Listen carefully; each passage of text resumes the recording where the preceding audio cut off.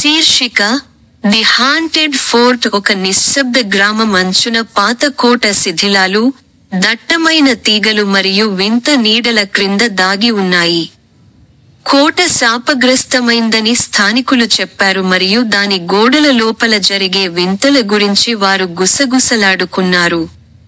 హెచ్చరికలు ఉన్నప్పటికీ, ముగ్గురు స్నేహితులు, అవి రియా మరియు సమీర్, సత్యాన్ని వెలికితీసే ఆసక్తితో ధైర్యంగా కోటను అన్వేషించాలని నిర్ణయించుకున్నారు.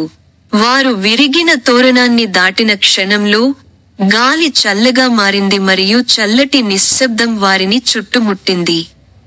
వారు లోతుగా వెళ్ళినప్పుడు, గోడలపై చెక్కుచెదరని చెక్కడం మరియు వారి ప్రతి కదలికను అనుసరించే కళ్లపై వెలిసిన చిత్రాలను వారు గమనించారు. అవి భయంతో జోక్ చేశాడు, కానీ అతను కూడా ఏదో తప్పుగా భావించాడు. అకస్మాత్తుగా, వారు చీకటి కారిడార్ నుండి ప్రతిధ్వనించే మృదువైన గుసగుసను విన్నారు మరియు అడుగుల చప్పుడు యొక్క మందమైన శబ్దం వారిని అనుసరించడం ప్రారంభించింది.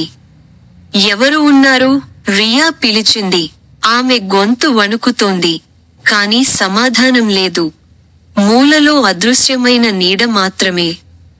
అప్పుడే, వారు మంచుతో కూడిన గాలి వీచినట్లు భావించారు, మరియు వారి వెనుక ఒక తలుపు మూసుకుంది.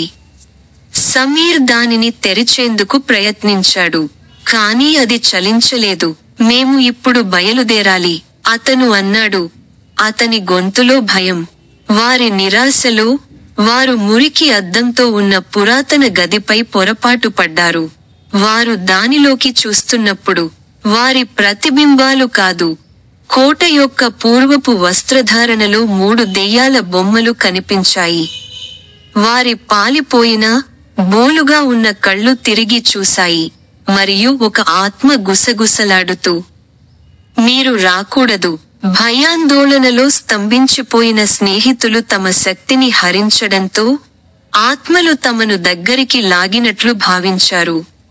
అంతిమంగా బలం పుంజుకోవడంతో, వారు వెనక్కి తిరిగి చూసే ధైర్యం చేయక, గది నుండి బయటికి వెళ్లిపోయారు. చివరకు వారు కోట నుండి తప్పించుకున్నప్పుడు, వారు అక్కడికి ఎలా వచ్చారో గుర్తు లేకుండా గ్రామం అంచున కనిపించారు.